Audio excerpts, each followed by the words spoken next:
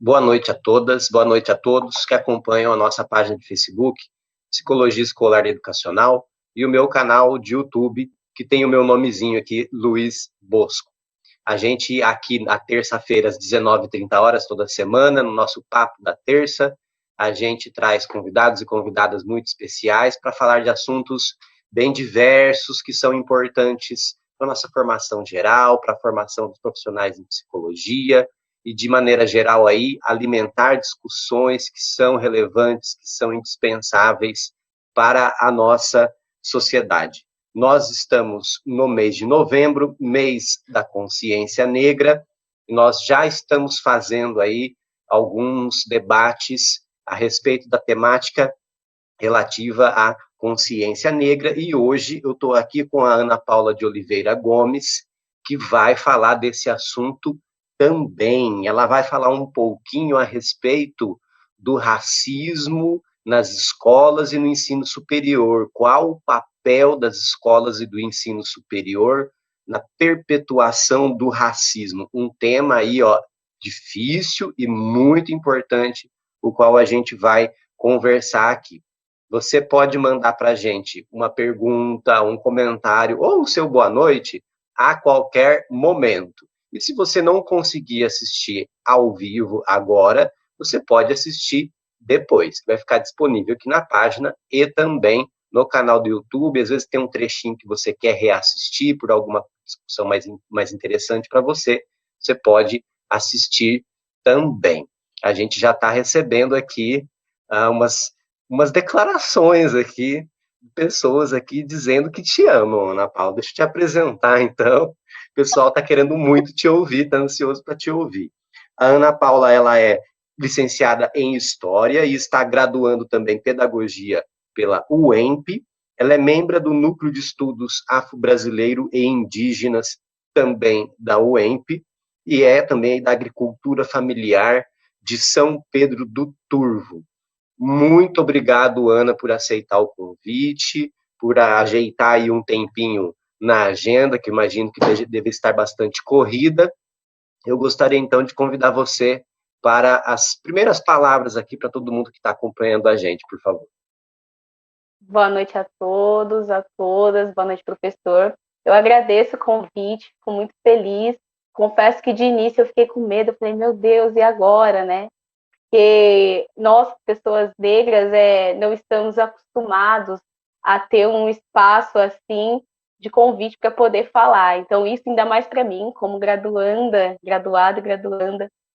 recentemente, é muito novo. Então, eu fico feliz e eu gostaria de pontuar que falar sobre essa temática não foi uma questão do professor, partiu de mim, eu que pude escolher falar sobre isso, mas eu gostaria de falar que eu não estou falando isso só por ser o mês de novembro, né? Eu estou falando sobre isso porque isso faz parte da minha luta política, da minha luta por uma sociedade melhor. Eu acredito que o debate, que a construção de uma sociedade justa passa pelo debate da questão racial, da questão de gênero, enfim, que deve ser feito por todas as pessoas, independente da cor e de gênero, né? Então, é muito importante estar aqui podendo falar sobre isso. Obrigada. Eu que agradeço você poder vir aqui conversar com a gente. O pessoal aqui já mandando aqui verdadeiras declarações para você. A última que eu mostrei aqui foi da TT. A TT eu também fiz uma live com ela na semana passada, que foi muito interessante, muito importante. Vamos lá, então, sobre o nosso tema, né, que ele é bastante amplo, dá para ser explorado a partir de diversos aspectos. Eu penso que é interessante a gente começar a respeito da questão da formação dos professores, né, do preparo dos professores com relação à questão do racismo, com relação a abordar esse tema e todos os outros temas que têm relação com isso, né? A gente sabe que existe uma defasagem, né? Existe uma defasagem, né, da nossa formação nesse sentido. Falo nós aqui, professores, não é? Eu peguei uma época que existia licenciatura em psicologia, hoje não existe mais, e não teve nada específico com relação ao racismo ou até mesmo homofobia, enfim, não teve nada. Como que você vê esse cenário?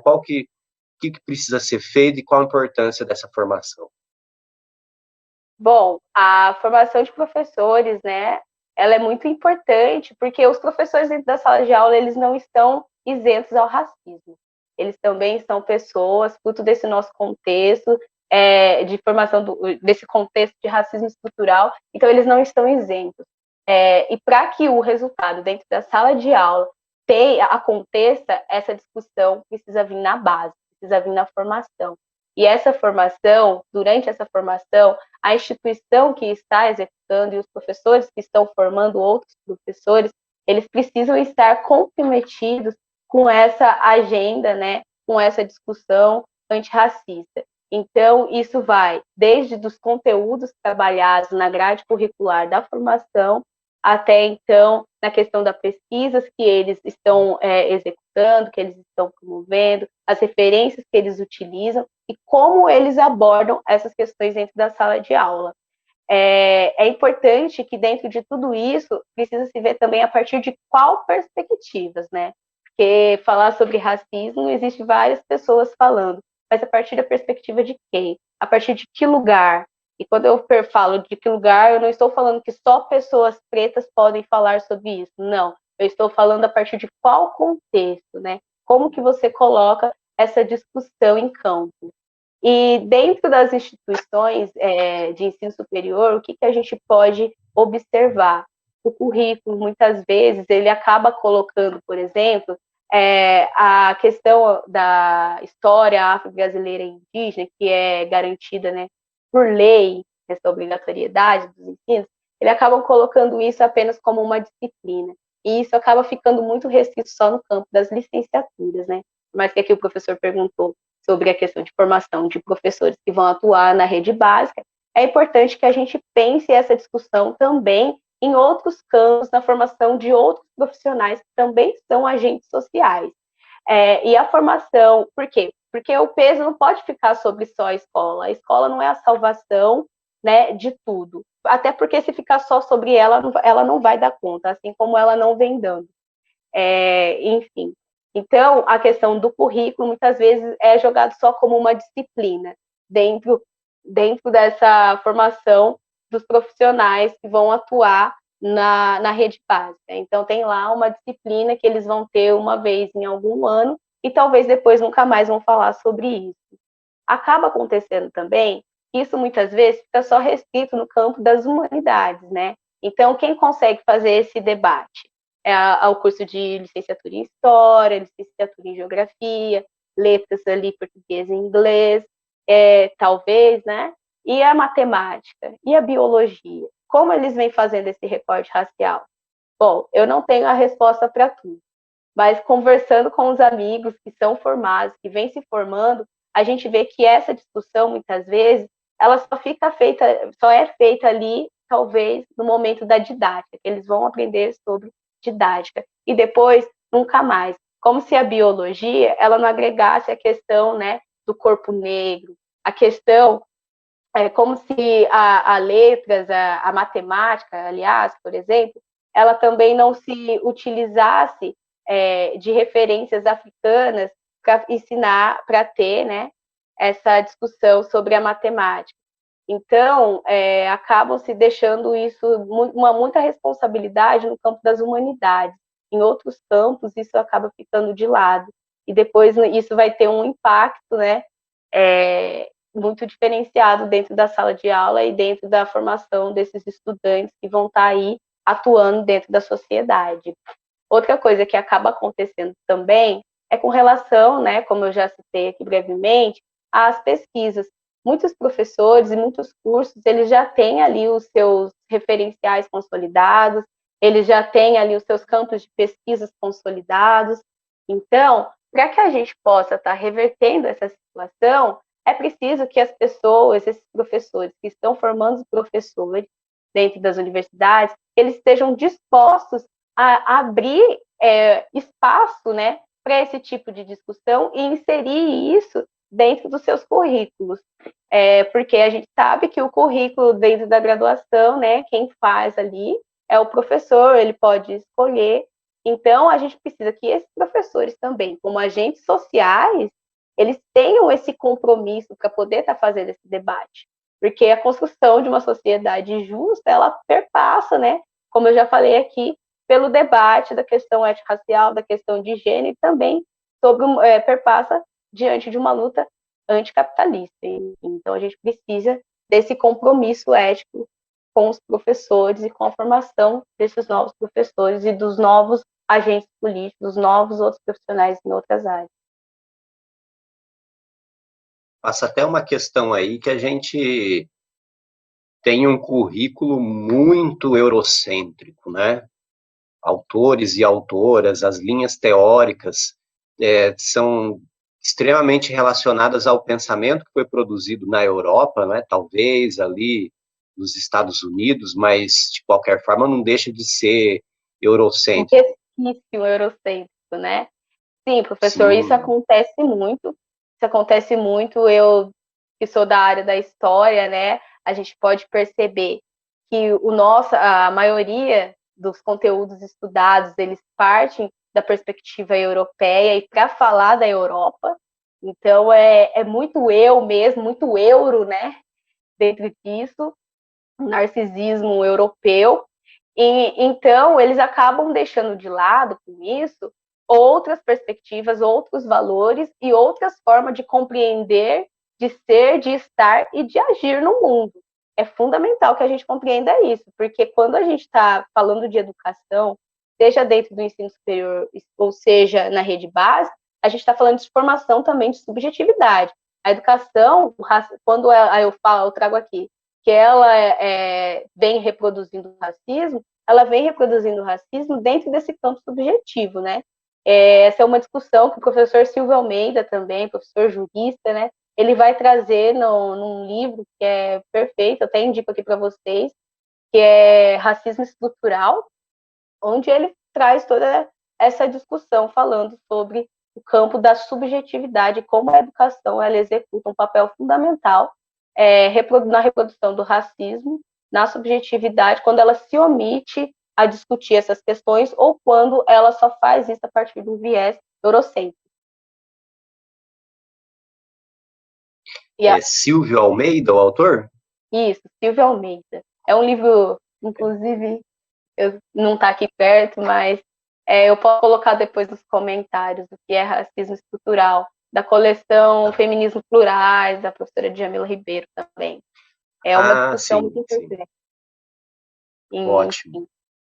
E quando é importante a gente falar que essa educação eurocêntrica, ela reforça, ao se omitir, né, muitos debates, ela acaba reforçando muitos estereótipos também, né? Como, por exemplo, um currículo a partir de um viés eurocêntrico, ele pode falar da questão racial, mas ele vai ficar restrito ao quê? A questão da escravidão, por exemplo, ou só da colonização, como se com isso não tivesse outras resistências que partissem desses povos que não foram dominados, né? Eles simplesmente foram arrancados à força, com muita morte ocorrendo, mas eles tiveram e fizeram muita resistência, que é o que garante pessoas como eu estar aqui hoje, podendo fazer esse diálogo com vocês. Isso me faz lembrar uma outra questão que você tocou no ponto da estrutura, né? Acho que é algo que a gente pode explorar mais, não é? Uma coisa que é bastante conhecida no que diz respeito à educação, né? As pesquisas em psicologia escolar já dos anos 50 e 40, provavelmente você conheça, falam aí de profecias autorrealizadoras, não é? Quando o olhar que o professor tem pela criança ele resulta em ações de dar menos atenção, de destinar menos recursos, de incentivar menos, e às vezes até mesmo de coibir o aprendizado da criança por causa de uma ótica, de uma perspectiva viciada, e entra aí o racismo, né? Porque por mais que seja difícil, na verdade nenhuma escola gosta quando a gente aborda esse tema, mas ainda é possível, sim, a gente ver atitudes, ver discursos pautados numa visão de que o aluno negro, de que a aluna negra, ele vai ser um aluno ruim, ele não será um bom aluno na escola, né? E penso que essa questão estrutural seria? Na verdade, isso a gente já consegue considerar como uma discriminação direta, né? Por mais a questão da estrutura, ela se remete a nossas estruturas políticas, a nossa estrutura econômica, as leis jurídicas e como elas estão postas, né? E que isso vai impactar na ação da instituição. Porque para que o racismo, ele sempre, né, como o professor Silvio Almeida vai trazer, o racismo, ele sempre é estrutural. As pessoas, o que faz, o racismo, ele é tão estrutural que a gente normaliza certos tipos de ações. Por exemplo, a gente normaliza não ter professores negros ou ter muito poucos professores negros dentro da universidade. E a gente não faz, pouco faz. Agora estamos começando a fazer, né, pessoas que estão lutando aí, conseguindo ser ouvida e conseguindo fazer esse debate chegar até, por exemplo, a questões de cotas dentro das universidades, dentro de outras instituições. Mas isso é normalizado. Existe um estudo que fala que as mulheres negras são as que mais sofrem o impacto com relação ao funcionamento da nossa dinâmica econômica. Não é uma lei que faz, como, por exemplo, que mulheres negras paguem mais impostos, mas há uma lei, há uma dinâmica de funcionamento que faz com que mulheres negras recebam salários menores, que elas muitas vezes nem estejam empregadas assalariadas, e que faz com que a hora que porque a gente está aqui, a gente consome do mesmo jeito, a gente precisa comer, a gente precisa pagar, ter uma casa para morar, a gente precisa cuidar dos filhos, né? A gente está aqui, precisa viver nesse sistema que funciona de forma capitalista. Mas, da forma como ele funciona, as mulheres negras são as mais prejudicadas. Então, as pessoas acabam normalizando isso. Ah, mas qual é o problema? Mas se for ver em estudos, né, a desigualdade de salário entre um grupo e outro é gritante, entendeu? Por exemplo, o salário da população negra, se eu errar, eu sei que tem gente aqui assistindo que vai me corrigir, mas o salário da população negra, ele não chega, em média, a R$ 1.200, enquanto a média de salário da população branca passa, né, é de 1.600 para cima. Então, não existe uma lei que fala com que pessoas negras elas vão ganhar menos e que pessoas brancas vão ganhar mais. Mas a forma como a nossa sociedade brasileira funciona, as leis são postas, a economia é posta, faz com que pessoas negras sejam menos favorecidas. Então, isso seria o racismo estrutural. Agora, o racismo da forma... o racismo estrutural, para que ele continue funcionando normalmente, ele precisa das instituições. Instituições como o Estado, instituições como a escola, instituição como a família, instituição como a igreja, instituição como a universidade. Essas instituições, por isso, né, que a gente traz aqui que elas contribuem, quando ela não se preocupa com um debate antirracista de maneira crítica, ela acaba contribuindo para a reprodução desse racismo, para a manutenção, para o funcionamento, para a normalização, para que as pessoas olhem e não vejam problema nisso, né? Por exemplo, na questão do número de mortes de mulheres negras, de uns anos para cá, o número de morte, de feminicídio com relação às mulheres brancas, ele tem diminuído, e com relação às mulheres negras, ele tem aumentado. O que explica isso se não for um racismo estrutural? E o que a gente faz com relação a isso? Né? Como a gente está tratando, então, como esse recorte racial com relação à violência contra a mulher negra? Existe uma lei específica para tratar isso? A gente acaba se eximindo da responsabilidade.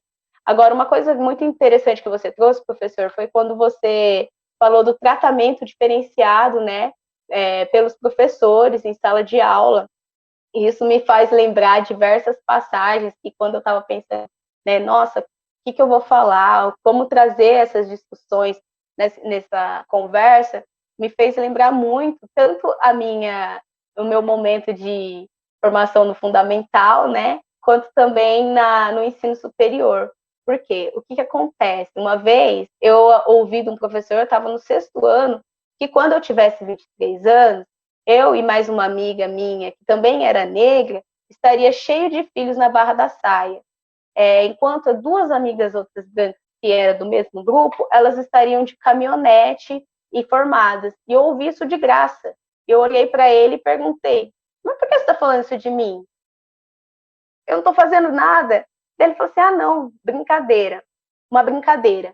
Mas aí passou o bimestre, o que aconteceu? O professor na rede básica, naquela época, este professor, né, não vou generalizar, mas este professor, ele dava nota a partir dos vistos que ele contava no final do bimestre. Um dos vistos do meu caderno, ele deixou de contar. Todo final da aula, o professor dava um visto. Aí, no final do bimestre, ele contava todos esses vistos e dava nota.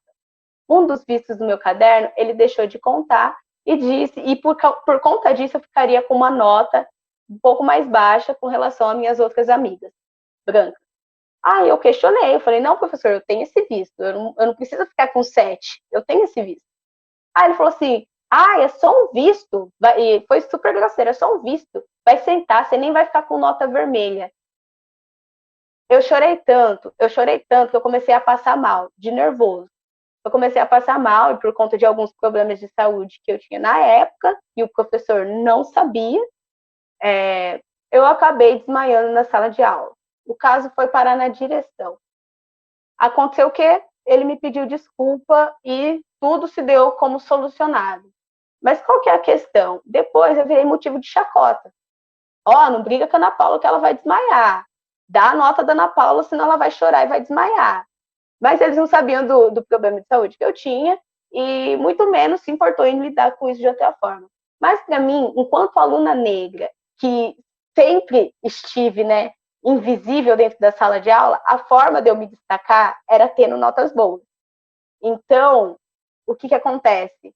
Eu não consegui, e eu ainda fui humilhada por uma coisa que eu tinha direito. Como que a escola lidou com isso? Desculpas.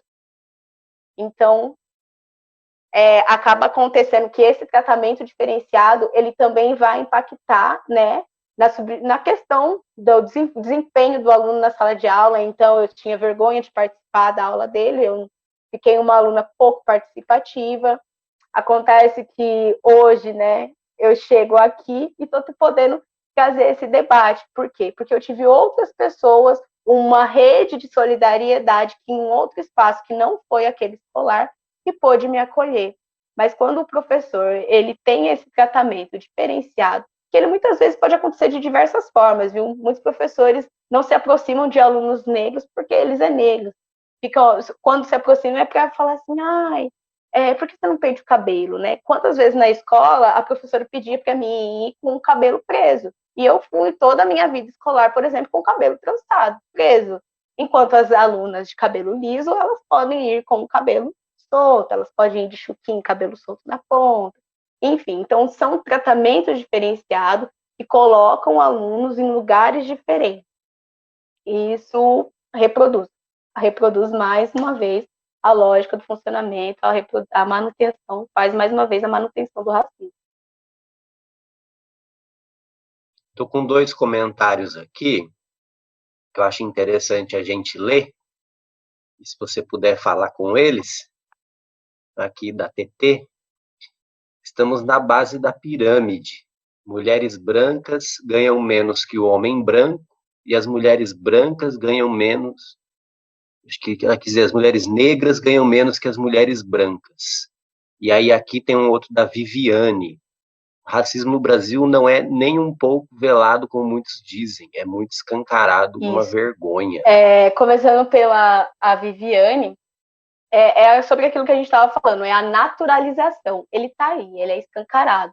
Não vê quem não quer, ou não vê quem já tem uma subjetividade permeada por esse mundo branco, por essa visão racista, que também não é nada, não é novidade para ninguém, né? A gente não está isento disso. Então, é aquilo que a gente já conversou sobre essa naturalização das situações que acontecem, muitas pessoas se omitem da responsabilidade de estar fazendo esse debate, de estar fazendo essa discussão e de estar também fazendo, né, olhando para si mesmo e fazendo a sua autocorreção e buscar cada vez mais ampliar essa discussão, esse viés, né, nesse viés. E com relação ao que a TT falou, de fato é isso, mas o que a gente vê, né, que mulheres brancas, elas ganham menos que os homens brancos, mas ultimamente, nesses últimos anos, com a luta feminista, elas têm tido grandes ganhos e grandes resultados e conseguido ocupar grandes lugares. Muito importante também isso. Porém, a gente tem que pensar que as mulheres negras, elas ainda não estão ocupando grandes espaços. E mulheres, mas eu conheço, né, uma professora, uma juíza negra, eu conheço uma famosa negra. Isso ainda é exceção para um país que é mais de 54% da população é negra. Isso não é regra, isso é exceção. E sim, em um país onde a maioria é negra, a gente não teria que ter uma pessoa só para representar, né? E mais de 54% da população é preta, então pelo menos a metade ali, né? A diversidade de cores deveriam estar presente. Então a gente vê que mulheres brancas ultimamente elas têm alcançado determinados espaços, enquanto mulheres negras ainda estão muito à margem, às periferias da sociedade. Elas ainda estão muitas vezes dentro, né, das casas, dos apartamentos, limpando casa para as madames e levando os filhos, correndo risco, perdendo seus filhos nos empregos ou deixando os filhos em casa, né? Elas ainda estão morando muitas vezes na periferia e quando chega num curso de uma coisa interessante, quando chega na graduação, no curso superior, a gente vê que ainda as mulheres negras são as maiorias a ocupar os espaços de licenciatura. Então, a gente vê um número maior, por exemplo, na adesão de cotas da universidade que eu venho, de mulheres entrando por cotas nos cursos de licenciatura. Mas e no curso, por exemplo, de direito? E no curso de fisioterapia, né? Essas mulheres não precisam estar lá? Elas não querem? Será que elas não querem? Enfim. Então, a gente tem partidos de lugares diferentes e isso exige um tratamento, sim, diferente. Exige uma atenção diferente. Muito bem. Tem um comentário aqui da Rita. O comentário vai tampar a nossa tela um pouquinho, tá bom? Vou colocar aqui para a gente ler e para a Ana comentar também. A Rita está falando aqui, ó. Só depois de entrar na universidade eu percebi que, na escola, os professores ignoravam o racismo na sala de aula. E isso só reforça a opressão que as crianças negras sofrem. Os professores simplesmente ignoravam, mesmo vendo como racismo, através de apelidos e xingamentos, nos prejudicava. Exato. Isso aconteceu e acontece muito. Enquanto as pessoas não se responsabilizarem de olhar, de identificar essa situação e poder fazer, intervir, né? Porque não basta a gente identificar e fazer pedir desculpa, por exemplo. Não, é preciso ter uma intervenção e para isso, para que haja essa intervenção, precisa-se do quê? De um aparato, de uma formação. Por isso que é fundamental que os professores dentro da rede básica, eles tenham uma formação continuada. Ou seja, nós nos formamos, nos licenciamos, a gente não está pronto. A gente precisa, né, diariamente estar nos reatualizando para poder ter preparo e intervir dentro dessas situações. Eu vou comentar um pouquinho também sobre o comentário da Rita, não é? Trabalho que a gente faz em escolas, no caso eu da psicologia escolar e educacional, a gente observa as pessoas terem resistência a falar do racismo, sabe? Então, por exemplo, pede-se que se fale do bullying, que daí é esse termo em inglês, né? Uma coisa meio abstrata, qual é que é desse termo, não é? Qual é que é dessa palavra? As pessoas nem sabem escrever o termo bullying, afinal ele tem uma grafia muito esquisita para nós, né, falantes de português do Brasil, e eles deixam de lado, então, abordar os diversos preconceitos, as diversas formas de preconceito, dando um nome aos bois, de forma direta, né? Então, a gente fala de bullying, não. Diga não ao bullying. Fica essa coisa bem abstrata, solta, não é? Quando a gente vê que, na verdade, o combate aos preconceitos, a discriminação, a intimidação dentro da escola, ele precisa abordar cada preconceito de uma forma específica, porque cada preconceito tem sua estrutura específica, cada preconceito tem sua história e tem aí suas estratégias para ser combatido. Então, quando vai se combater racismo, tem que ser combater o racismo e não ficar com essa coisa generalista de bullying. Combater a homofobia, combater a homofobia. Combater o machismo é combater o machismo e assim por diante, né? Mas até mesmo às vezes tem escolas que não aceitam que a gente faça um trabalho contra o racismo. Sabe por quê? Porque elas dizem assim, se a gente fizer uma campanha contra o racismo, as pessoas vão olhar e vão falar assim, nossa, tem racismo na sua escola, né? E aí, então, aí fica difícil.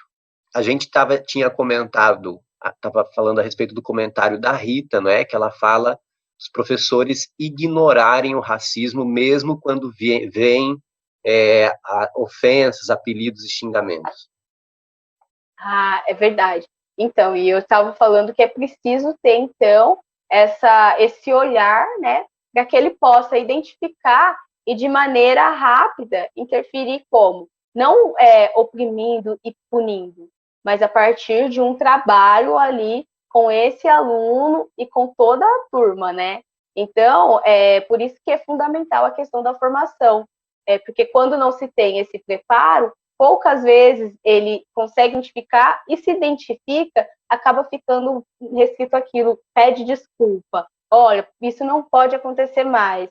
Isso não basta, é preciso, porque se isso acontece, é porque ali já na subjetividade, no meio que essa pessoa, que essa criança está vivendo, ou com esse adolescente, já tem esses discursos, já tem essas práticas, né?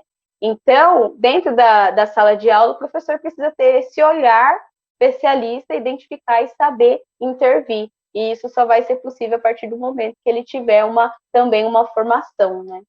Eu gostaria que a gente tocasse num ponto, enquanto o 3G está aí funcionando, a respeito aí especificamente do ensino superior, não é?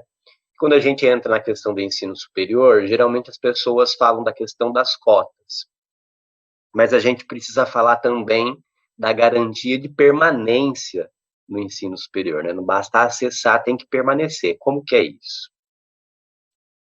Pois bem, começa que muitas universidades tiveram resistência em aderir às cotas, principalmente universidades renomadas, como o USP, Unesp, que tardiamente aderiram aí às ações afirmativas, e a gente tem o caso da USP, que eu não sei se até esse momento, mas até o ano retrasado, quando eu acompanhava os alunos que estavam prestando vestibular, ela deixava a critério do curso escolher aderir ou não à porcentagem de ações afirmativas socio-raciais.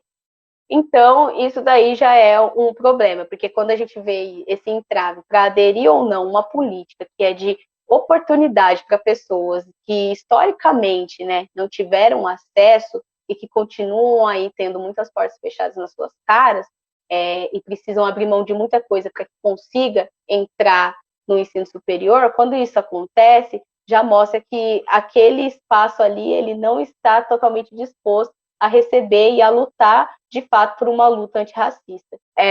Existe também, além do acesso, existe a questão da permanência. Por quê? Porque as cotas já é para atender alunos, né?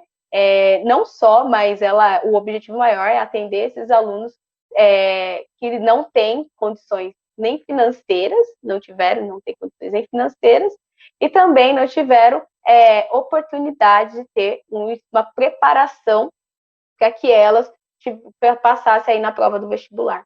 Então, quando chega na universidade, a gente precisa o quê? Ter moradia, porque muitas pessoas, por exemplo, quando joga a nota lá no SISU, no Enem, ela consegue passar lá no Nordeste, e ela é do Sul, por exemplo, ou se não, ela é do Nordeste, consegue passar no curso que ela quer lá no Sul, e lá no Mato Grosso, enfim. E como é esse indivíduo, que ele já não tem condição financeira ele vai, né, se manter, se sustentar nessas universidades.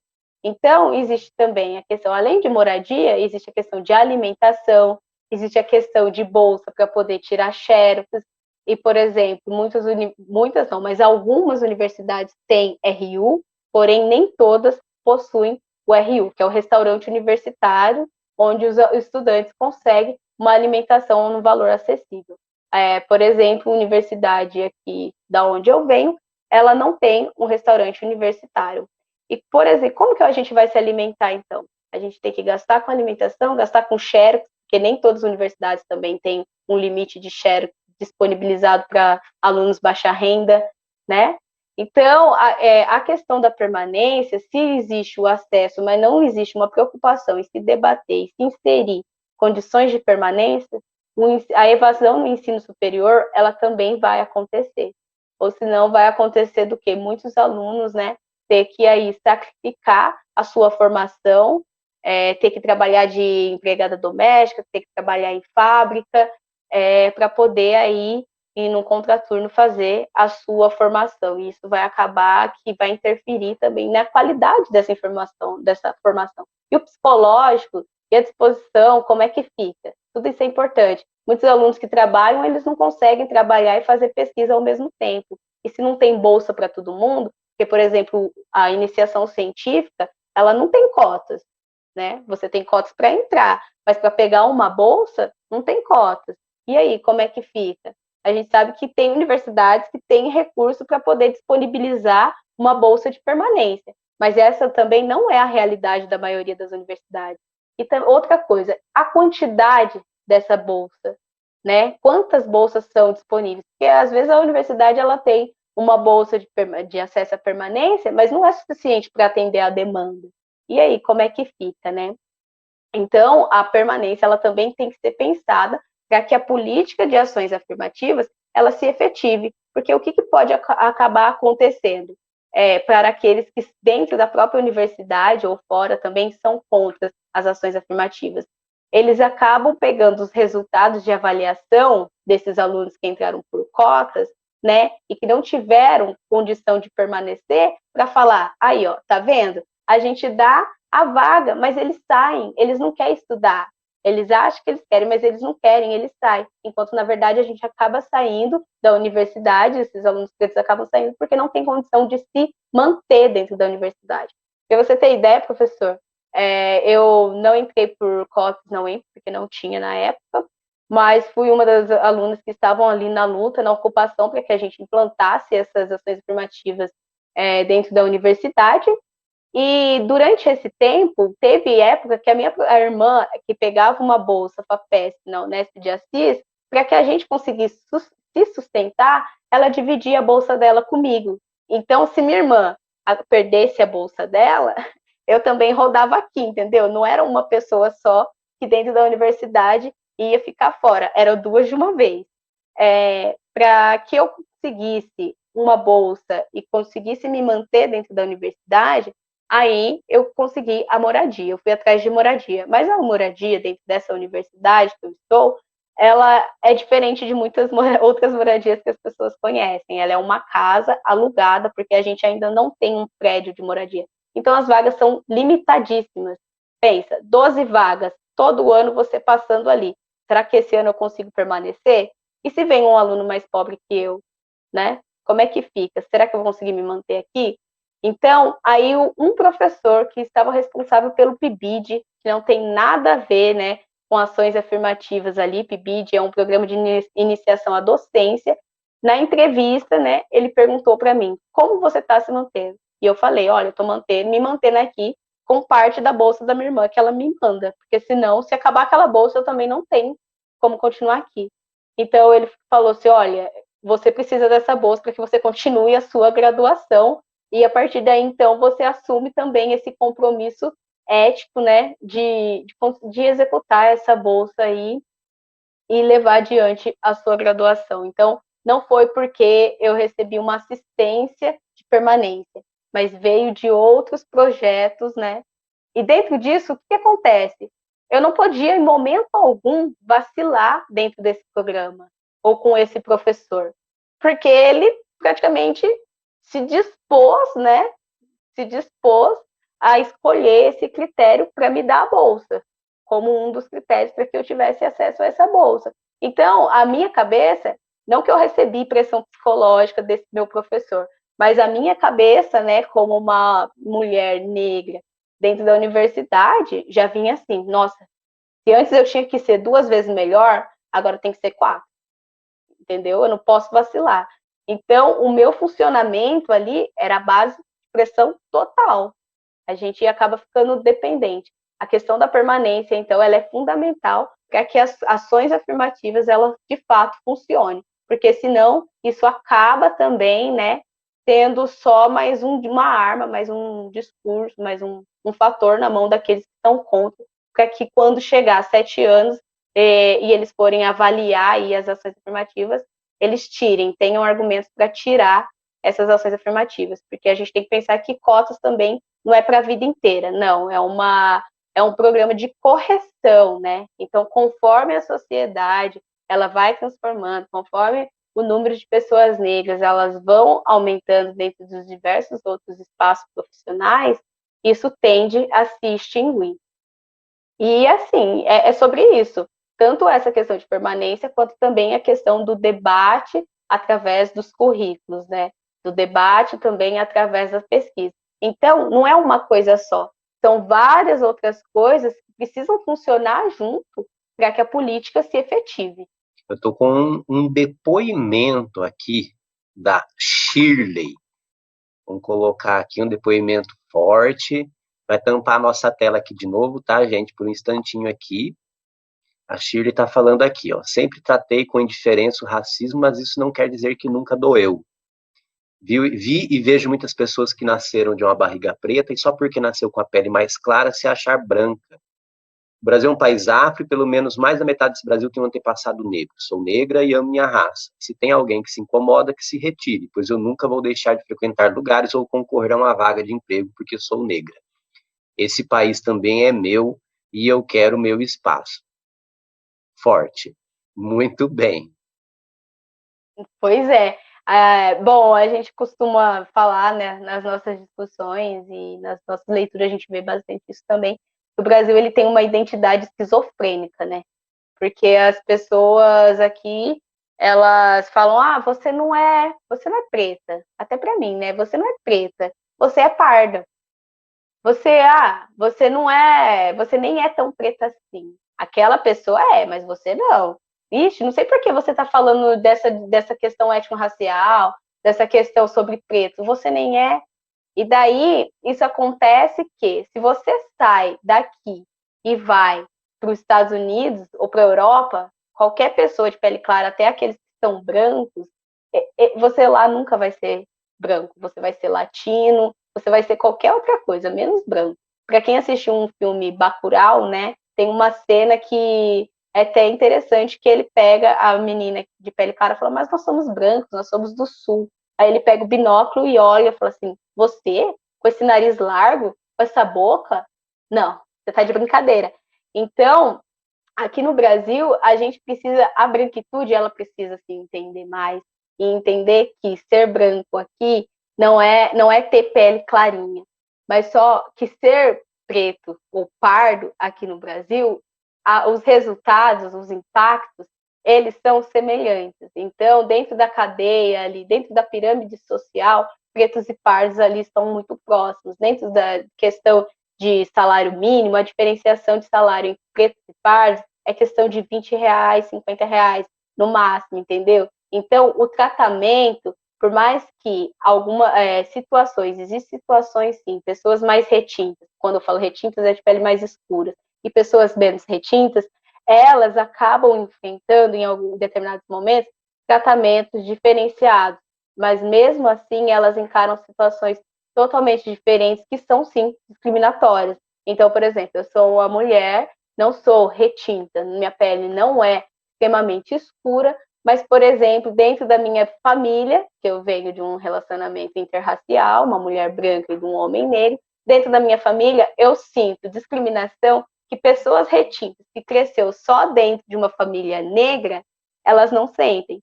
Então, eu senti impactos psicológicos, emocionais, que pessoas de pele mais retinta dentro da família delas não sentiram. Eu não estou hierarquizando, falando o que é mais importante ou não. O que eu estou falando é os tratamentos, as vivências são diferenciadas de acordo com a nossa cor, né? Mas saiu do Brasil, olha, pouquíssimas pessoas são brancas, né? Enfim. Sim, com certeza. Eu achei interessante a sua definição de uma percepção meio esquizofrênica que a gente tem com relação a isso, né? Você está certíssima. Na Europa, a gente não né, latino mesmo, e as pessoas não conseguem mesmo enxergar isso, né? Enxergar. E existe até, me parece, né?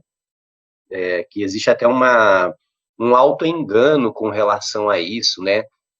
Que, como se assim, eu forçar a minha identificação com uma suposta branquitude é um jeito de eu querer afirmar que sou superior a alguém, mesmo que isso seja totalmente ilusório, né? Mesmo que isso seja uma completa bobagem, né?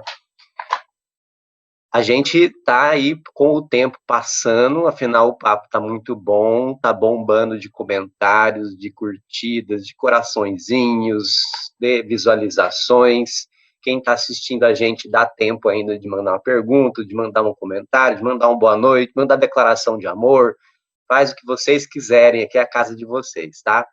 Eu gostaria, então, aí eu estava pensando assim, eu como professor universitário, eu como psicólogo, qual que é o meu papel nisso tudo? O que que eu tenho que fazer? Olha, professor, como eu penso assim, né? Eu penso não, como eu me construo e construo a minha fala, porque eu não construo sozinha. E a transformação, ela também não vai ser feita só por uma pessoa, né? Por mais que tenha, sim, organizadores, né? Que acabam se destacando aí ao longo da história e no nosso presente. Então, eu não tenho a resposta para tudo. Porém, o que a gente precisa se compreender é que se a gente luta contra esse mundo desigual, nesse processo de máfia, de destruição que a gente está, então a gente precisa assumir o nosso papel de agente social. Se a gente critica essa desigualdade social, se a gente critica esse grande número de pessoas pretas que estão morrendo, são mortos diariamente por policiais, são mortos por outras pessoas, porque elas têm, né, a sua humanidade tirada, não são vistas como sujeitos que têm direito de existir, então qualquer coisa você pode ir e matar. Então a gente precisa assumir um papel de agente social e essa responsabilidade de estar levando adiante esse debate dos espaços que a gente for.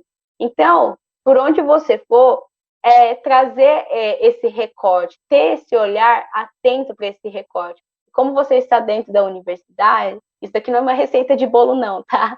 Mas é uma proposta para que a gente possa ter esse olhar atento e começar a dar, né, abertura para que esses debates sejam, sim, feitos dentro das universidades. E, para além disso, o que eu acho fundamental é que a universidade ela tenha uma ligação, né, uma atuação ali junto com as outras instituições, com os outros setores da sociedade. Então, por exemplo, como a gente está falando de educação aqui, eu acho que o que eu vejo muito distante, por exemplo, é a universidade das escolas da formação dos professores. Por exemplo, a universidade ela tem diversos, né, bolsas ali e com projetos de extensão que ela propõe.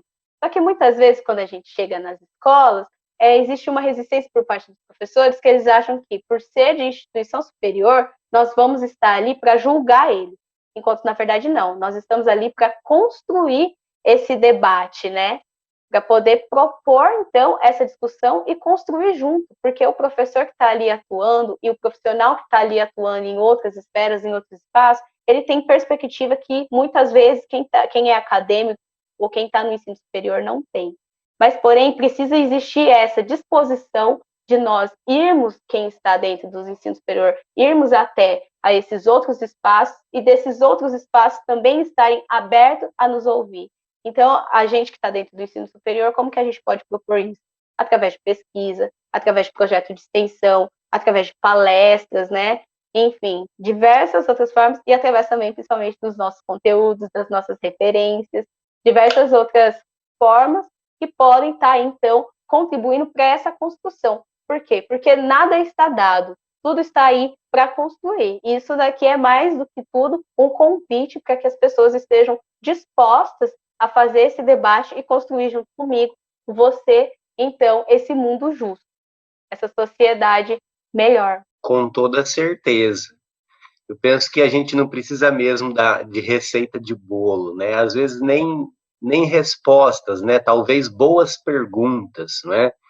Que as boas perguntas podem mover a gente a buscar a transformação da realidade em que a gente vive, né? Exatamente. Bom, gente, pode falar. O que eu ia falar é que a partir do momento que a gente assume esse papel crítico, começa por uma coisa básica, né? Chegue nos lugares e se perguntem, cada um de vocês, quantas pessoas negras tem nesse lugar? Isso aí é uma perguntinha básica, mas que coloca todo mundo para pensar. E daí você pergunta, por que não tem tantas pessoas negras? Ou por que tem tantas pessoas negras? E qual é o espaço que essas tantas pessoas negras estão? É uma pergunta, uma reflexão básica para que a gente possa, então, começar aí, né, a desconstruir esse racismo que está em nós, porque nós somos frutos da sociedade, não estamos isentos disso, e também para que a gente possa, então, começar a agir diante de tudo isso. Eu gostaria de agradecer todo mundo que está acompanhando a gente. Aquele momento assim, mas o tempo passou, porque o papo tá bom, a gente nem percebeu. Tinha combinado 40 minutos com a Ana, a gente está chegando a 1 hora, mas tá ótimo, é assim mesmo. Quando o papo é bom, a gente não vê passar. Então, agradeço cada uma que está acompanhando a gente, que mandou seus comentários, que mandou parabenizações, que mandou um alô aqui pra gente, bastante gente. Lembrando que se você quiser assistir, você pode assistir a qualquer momento, que fica disponível nessa página, na íntegra, e em breve estará também no canal de YouTube que tem meu nome, vai estar lá também na íntegra essa conversa para você reassistir, às vezes tirar alguma dúvida, né? E alguma referência aí que foi passada na nossa conversa. Ana, gostaria então que você mandasse uma última mensagem para todo mundo que está acompanhando a gente, por favor. Bom, a última coisa que eu tenho para falar aqui é que a educação, seja ela escolar ou seja ela superior, ela é, antes de mais nada, política. A educação, ela é política, então é impossível você se ausentar disso. Se você se calar, você está contribuindo para a reprodução de algo. E se você falar, você também está contribuindo, né, para a reprodução de algo. Então, falem, e falem criticamente. Se preocupem em buscar uma discussão crítica, né? Porque a construção de um amanhã melhor se faz com a mão dos nós de hoje, né? Então, é isso. Eu agradeço muito o convite, professor. Eu fiquei tão preocupada, pensei em falar várias coisas, mas o tempo voou, a conversa é muito boa e o assunto ele não se esgota aqui, né? Então, se tiver oportunidade, que a gente possa estar construindo esse debate, construindo esse diálogo novamente em um outro momento.